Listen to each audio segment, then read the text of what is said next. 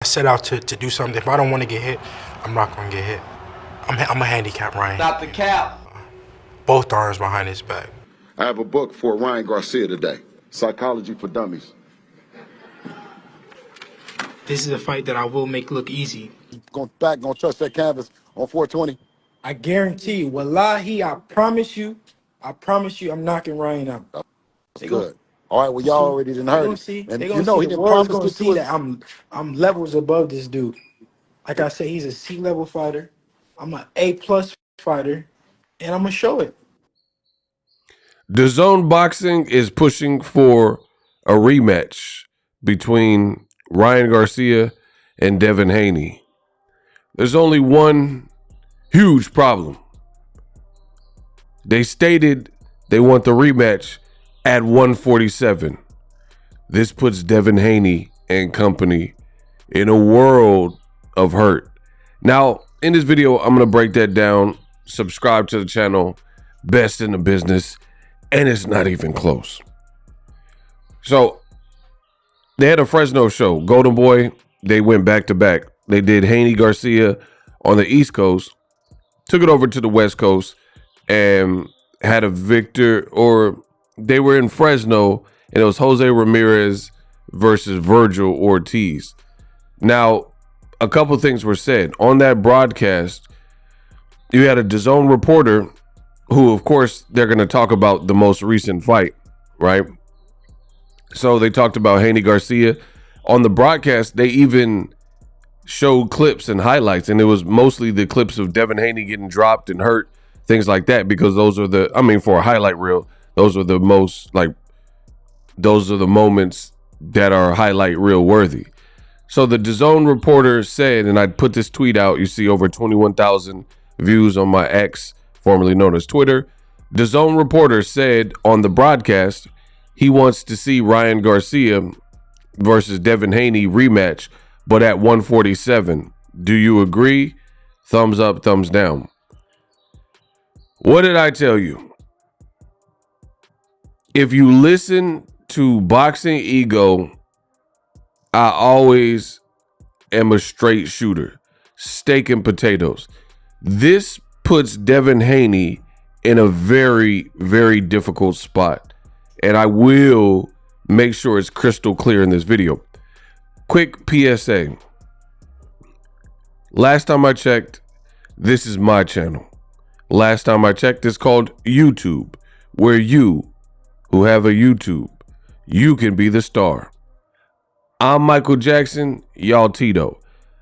Suggestions are cool, but we always get the beta males and the emotional man fans, in this case, the Haneyacks, and the videos tell you what the video is about, the title, the metadata, etc.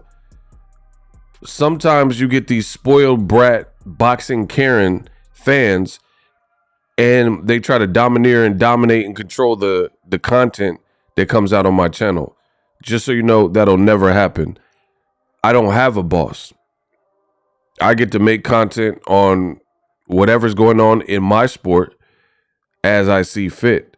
So I noticed a lot of the Haney man fans that were radical before the fight, they are still radical after the fight. So they don't want to hear this. So they're saying, talk about something else, or don't do this and don't do that. You don't tell me what to do on my channel, right? If Ryan Garcia got knocked out, then I would be making content at that. The reason why this is quote unquote shocking is because it is being listed as an upset. Now, I told you I didn't like this fight for Haney. So for me, I don't really get upset in terms of boxing, because I know my boxing, and a lot of people counted Ryan Garcia out and they said he had no chance and stuff like that. And I always tell you guys, there's a lot of these young fighters that are good, that are talented, but you guys haven't seen the full journey, and you're trying to anoint them as the next Mayweather and this, that, and the third, and they got to earn their stripes, just like Oscar De La Hoya did, like Pernell Whitaker did, like Roy Jones and Mayweather and Pacquiao, etc., etc. So that's where we're at with it. As it pertains to Devin Haney, he's a very good fighter, but he was stifled by Ryan Garcia. A lot of people are making excuses now and things like that, but at the end of the day, he signed up for it. He renegotiated. Ryan missed weight. You can say whatever you want, but it's not going to change the end result. And the reason why this is such a big problem is his team, as I've stated throughout, and I will show you in this video, so stay tuned. In the next 2 minutes, in fact, I will show you, his team had no safeguards in place. And you've seen the clip at the beginning of my video where Devin and Bill Haney were doing a live on social media.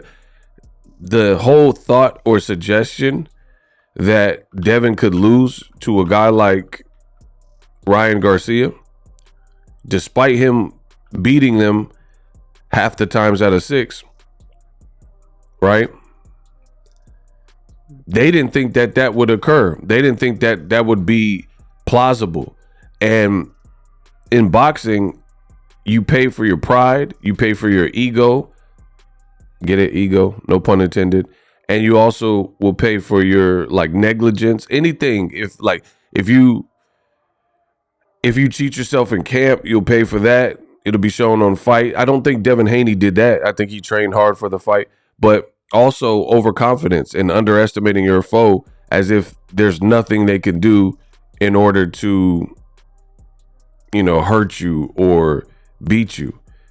Very bad stuff. Very bad stuff, right?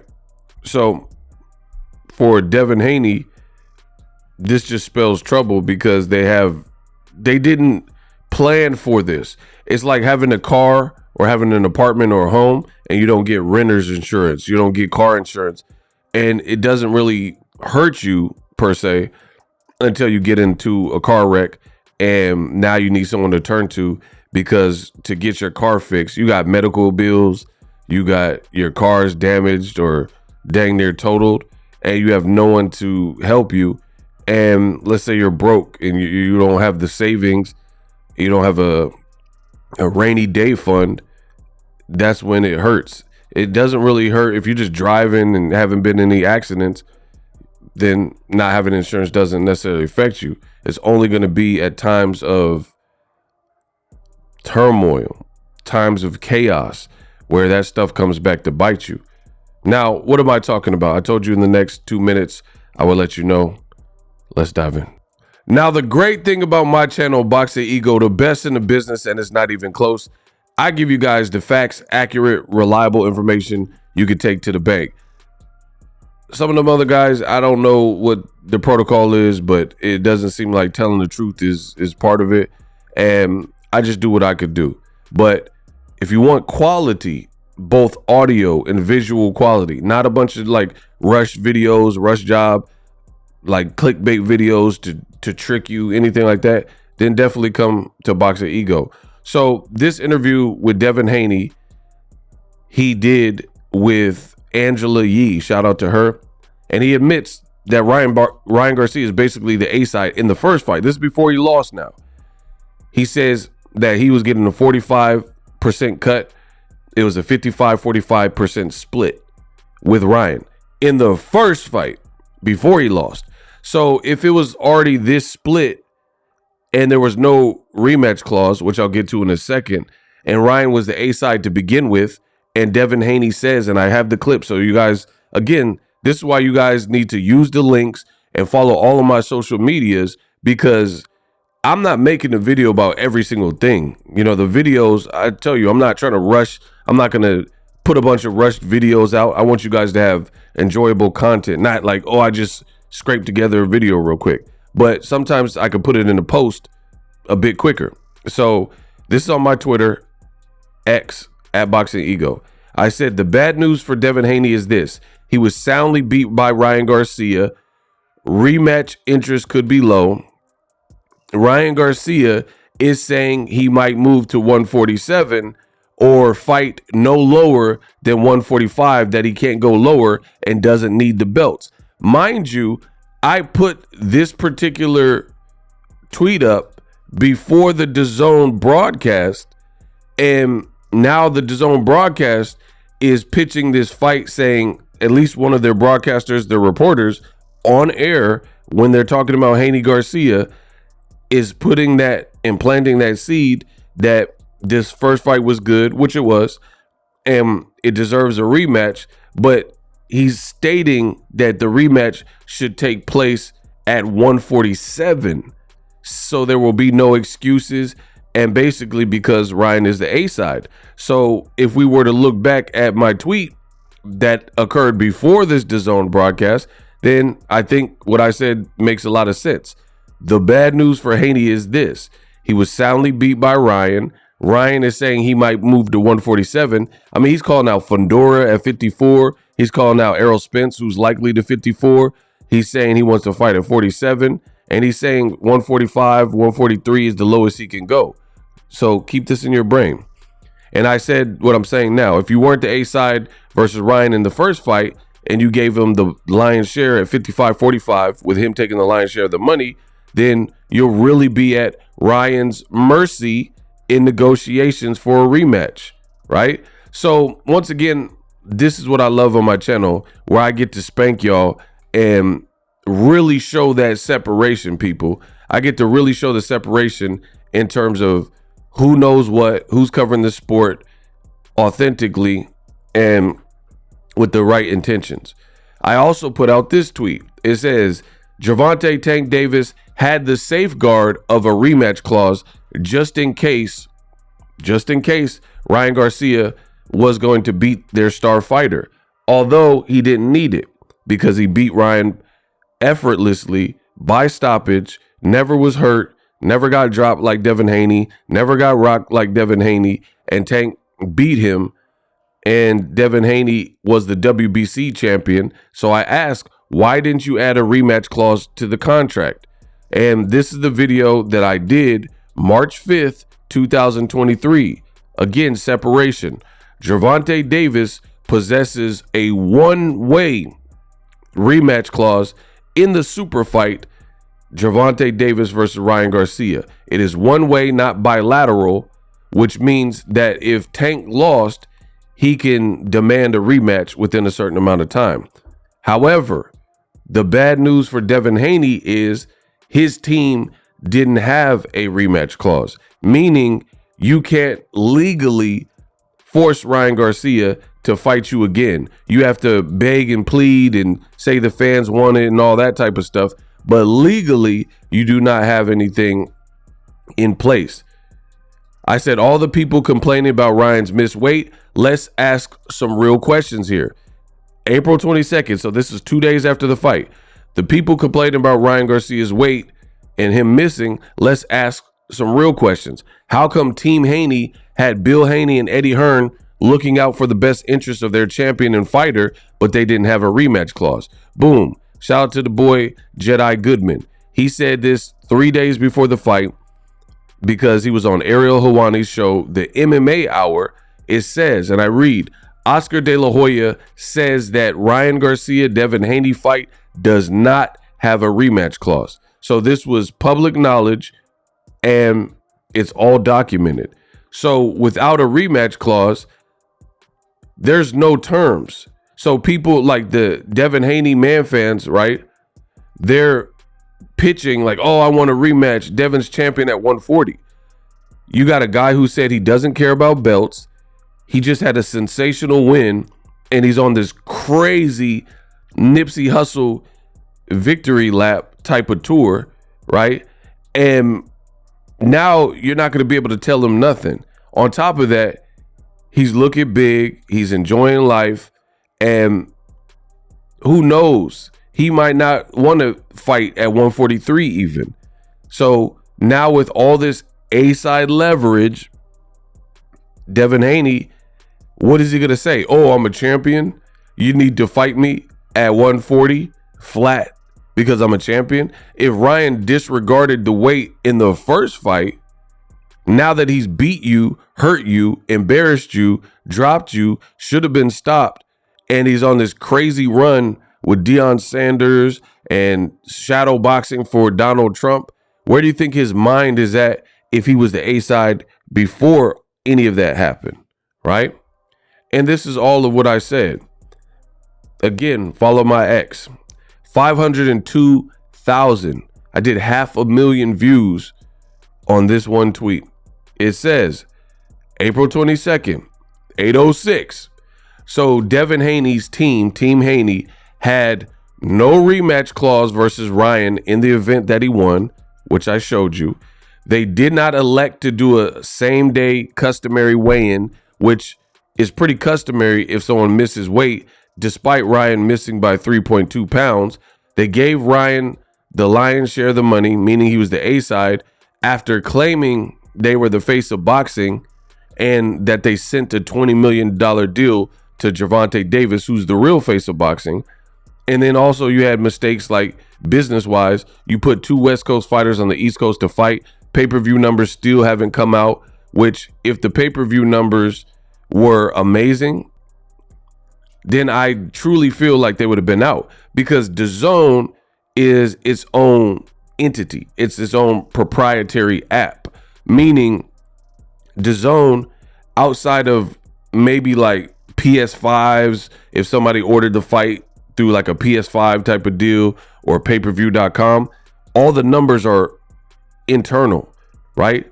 It's like if there's a car and then it's a Ford Mustang and then Ford makes this particular piece or engine, they don't have to outsource and get the engine from somebody else if they made the, so that's why I say proprietary, right? DAZN, when people buy through their apps and their outlets and their website or their app, that's instantaneous because it's all in-house. You're using DAZN services, so they're able to tally those numbers. The only numbers you could possibly be waiting for are a couple exceptions, like I just mentioned. If people use some kind of console like Roku or some kind of PS5, they use payperview.com to order the fight, things like that. So, which leads me to believe they have a gist of what the numbers did or kind of a range, and they're just trying to tally all the numbers. But usually, I would imagine most of the numbers would come from in-house as opposed to these third-party apps or options to order the fight. And they haven't released the numbers, so I don't know that the numbers did any kind of great astronomical numbers, because you could be like, man, we've already tallied 1 million and DAZN hasn't said anything. They haven't put out any flyers, and you're just waiting for, I guess, all the particular. It just, I don't know. I'll wait to see what the numbers are. But the bottom line with the rematch is it puts Devin Haney in a world of hurt. Ryan Garcia is on the craziest victory lap as we speak. He's not going to listen. Look, he with Donald Trump and all this stuff, right? Taking pictures, boxing for Trump, and he's on this crazy. Look, he's looking big. He's not going to come make. So the Devin Haneyaks, they want Ryan to make 140. Does it look like he's going to make 140, especially since he disrespected it the first time, and now he's on top of the world? And look, he's doing push-ups. I really don't see him coming to 140 when he's so popular. Look how big he looked. He's so popular that he don't really need the belt, and he told you that, and he said that for a while. So Devin Haney, as I mentioned, and company, they really dropped the ball by not having a rematch clause or none of these things in place. But it goes back to the clip that I showed you at the beginning where Team Haney was full of confidence and they thought Ryan was a lunatic and that Devin would dismantle him. And since it didn't happen, now you're left to pick up the pieces. It's always, life is always going to work like this, where again, you have a car, brand new car. They told you to get insurance. You didn't get it and you didn't care. And driving to the beach and all that was great until you get in a car crash and you need the insurance and you have no recourse. That's where Devin Haney is. And it's funny to see that people try to switch up and change up the content that I'm making. And people want to talk, content creators talking about Floyd, is he trapped in Dubai? To me, I don't really care about that because I don't know enough about it. And it's not really boxing. That's not really a boxing. It's a boxer, and he could be in trouble. But for me, on a boxing channel, that's a lot of that. Floyd is really speculation. They're saying he's being held captive and trapped and stuff like that. I don't know what's going on with that. But what I do know is he's still posting like regular. He's doing like lives. And so there's nothing for me to really report there unless he confirms or some credible source comes out and says, yo, Floyd is trapped. He needs money or whatever. But meanwhile, content creators are missing real boxing nuggets and Easter eggs. Like, what is Devin Haney going to do next? How can you get the redemption when Ryan's team, they said they would give him a rematch. Then Ryan after that says, man, there ain't going to be no rematch. He's like, why? I beat him up, clowned him up.